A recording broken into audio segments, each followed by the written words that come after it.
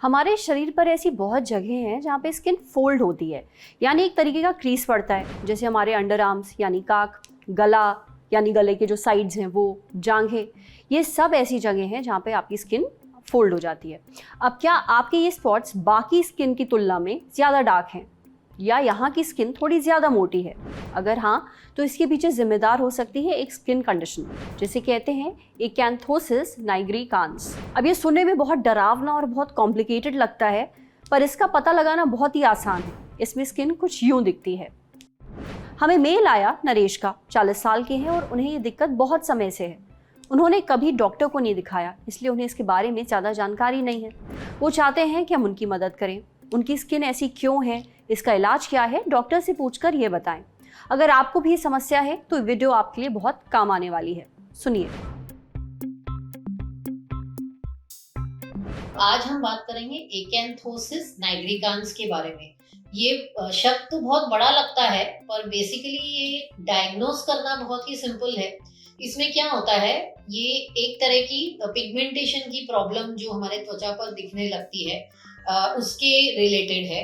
अब एकैंथोसिस नाइग्रिकांस की जो कारण है वह यह है कि इसमें हमारी जो बॉडी में इंसुलिन रेजिस्टेंस करके एक प्रॉब्लम होती है, वो हो जाती है। इंसुलिन रेजिस्टेंस मतलब हमारे शरीर के अंदर एक हार्मोन होता है जिसे इंसुलिन कहते हैं। आई एम श्योर सभी को पता होगा इंसुलिन क्या होता है। बेसिकली डायबिटीज को ट्रीट करने के लिए इंसुलिन दिया जाता है।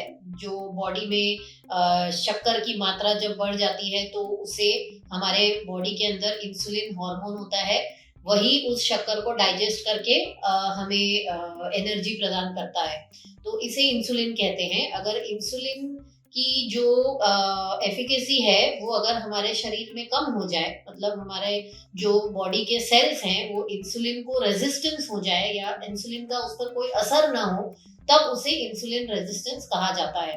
तो इंसुलिन रेजिस्टेंस की वजह से ये बीमारी हमें होती है। इसमें बेसिकली क्या प्रॉब्लम होती है, अगर हम त्वचा को देखें तो उसमें कहीं कहीं पर काले काले धब्बे दिखाई देने लगते हैं। जैसे गर्दन, स्पेशली गर्दन के दोनों तरफ या पूरी गर्दन पर काली पड़ने लग जाती है गर्दन, और चमड़ी मोटी होने लग जाती है और काली दिखने लगती है।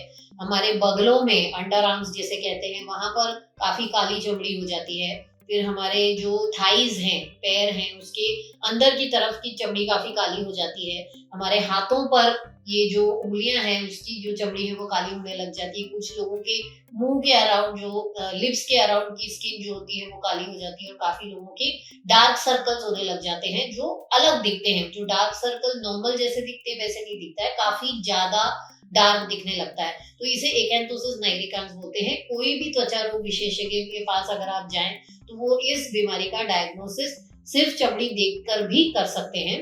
और इसमें और एक चीज होती है, जनरली ये जो पेशेंट होते हैं ये ओवरवेट होते हैं, मतलब इनका वजन नॉर्मल से काफी ज्यादा होता है।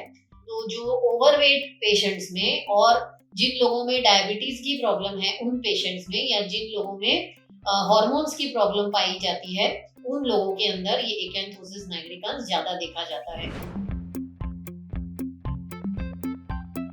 हमारे शरीर में इंसुलिन रेजिस्टेंस हो जाता है, मतलब जो हमारे बॉडी में इंसुलिन हार्मोन है वो हमारे सेल्स के अंदर जो ग्लूकोज है या शुगर है उसे तोड़ नहीं पाता, तो इसीलिए इसे इंसुलिन रेजिस्टेंस कहा जाता है। अगर आप इसमें रक्त की जांच करेंगे, खून की जांच करेंगे, तो आपको दिखाई देगा कि आपका जो फास्टिंग इंसुलिन है लेवल है जो ब्लड में, वो काफी हाई रहता है। मतलब 8 से 10 तक नॉर्मल माना जाता है चमड़ी के हिसाब से, पर इन लोगों में 20-25 के ऊपर चला जाता है ये लेवल।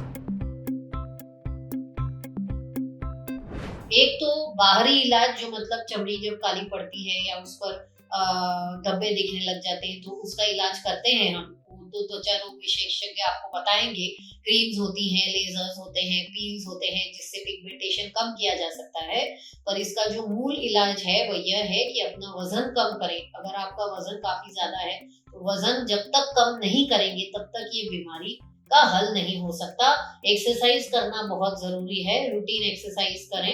अगर खून में इंसुलिन की मात्रा काफी ज्यादा है तो आप एक हार्मोन स्पेशलिस्ट को जरूर दिखाएं, क्योंकि उस हिसाब से आपको मेडिसिन दी जाएगी, जो एक मेटफॉर्मिन करके मेडिसिन इसमें दी जाती है, जिससे ये इंसुलिन रेजिस्टेंस काफी हद तक कम हो जाता है। तो इसका इलाज अंदरूनी भी है और बाहरी भी है। बाहरी इलाज जो त्वचा रोग विशेषज्ञ करते हैं, और जो अंदरूनी इलाज है वो हार्मोन स्पेशलिस्ट को करना पड़ेगा। इस तरीके से इस बीमारी से हम निजात पा सकते हैं। ये बात तो समझ में आ गई कि एकेंथोसिस नाइग्रिकांस के पीछे डायबिटीज का एक बहुत बड़ा हाथ होता है, पर इसके अलावा ये कंडीशन कुछ खास दवाइयों के इस्तेमाल से भी हो सकती है। इसलिए अगर बिना डायबिटीज आपको ये दिक्कत हो रही है और आप किसी भी तरह की पिल ले रहे हैं तो अपने डॉक्टर से जरूर मिलें, वो आपकी दवा बदल देंगे। अब बढ़ते हैं सेहत के अगले सेगमेंट की तरफ, तन की बात। जानिए उन आदतों के बारे में जो आपके पीरियड्स को और मुश्किल बना रही हैं। बहुत बार हम ऐसा कुछ करते हैं जो हमारे पीरियड्स को और ज़्यादा मुश्किल बना देता है। ये बहुत ही आम बात है और वो आदतें तो और भी ज़्यादा आम हैं। जैसे जब पेट में दर्द हो रहा होता है तो लेट जाना, और ये बहुत ही नॉर्मल सा रिएक्शन होता है हम सबका। जैसे ही क्रैम्प्स शुरू होते हैं हम पसर जाते हैं बिस्तर पर लड़कियों ऐसा नहीं करना है। डॉक्टर्स की माने तो ब्लीडिंग के साथ जब क्रैम्पिंग होती है तो सुस्ताने के लिए बिस्तर पर नहीं लेटना चाहिए, उल्टा घर के बाहर खुली हवा में जाना चाहिए और थोड़ा सा वॉक करना चाहिए। हल्की सी एक्सरसाइज पीरियड के दौरान होने वाले दर्द को शांत करती है। ये एक्सरसाइज केवल चलना भी हो सकती है। दूसरी बात, बर्थ कंट्रोल पिल्स के साथ लापरवाही करना। कई बार ऐसा होता है कि आप गर्भनिरोधक गोली लेना भूल जाती हैं और अगले दिन आप 2 खा लेती हैं। भरपाई करने के लिए ऐसा आप अपनी सहूलियत के हिसाब से करती हैं, पर इससे आपके पीरियड्स पर बहुत बुरा असर पड़ता है।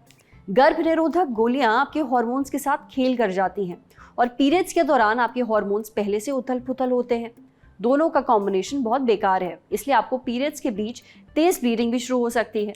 तीसरी आदत, पूरी नींद नहीं लेना। नींद लेना बहुत ज़रूरी है, वो इसलिए क्योंकि नींद की कमी की वजह से आपके शरीर में एक हार्मोन बनता है, स्ट्रेस हार्मोन। इसे कोर्टिसोल कहते हैं। कोर्टिसोल का असर पिट्यूटरी ग्लैंड पर पड़ता है। ये ग्रंथि होती है जो शरीर में बने वाले सारे हार्मोन्स को कंट्रोल भी करती है। मतलब अगर इसके साथ कोई गड़बड़ हुई तो उसका असर पड़ता है सीधे पीरियड्स पर। मतलब हो सकता है आपको पीरियड्स कभी लेट हो या फिर जल्दी हो जाए या फिर हैवी ब्लीडिंग हो। आखिरी बात, सही डाइट ना खाना। पीरियड्स के दौरान ज़्यादा चटपटा और नमक वाला खाना खाने का मन होता है, पर इससे होता है वाटर रिटेंशन। मतलब शरीर में पानी भरता रहता है, निकलता नहीं है। यूं ही पीरियड्स के दौरान शरीर में सूजन रहती है और ऐसा खाना खाने से आपको एसिडिटी होगी, जिससे पेट में जलन और दर्द रहेगा। इसलिए हेल्दी खाएं। समझे? अब बढ़ते हैं सेहत के आखिरी सेगमेंट पर, खुराक यानी झकास सी हेल्थ टिप।